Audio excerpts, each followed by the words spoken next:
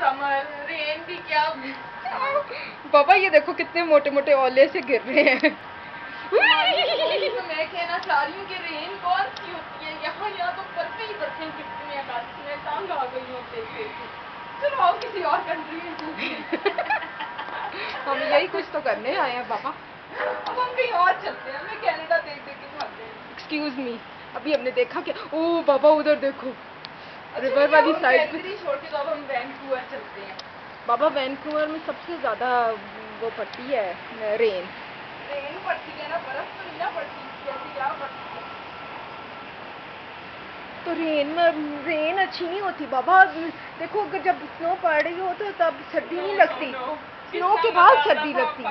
बारिश में नहाते थे, यहाँ तो नहा भी नहीं सकते हैं।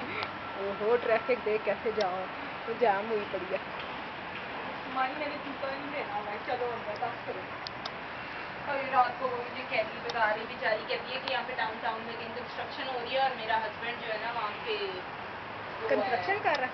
नहीं वो सिक्योरिटी, वो सेफ्टी ऑफिसर है।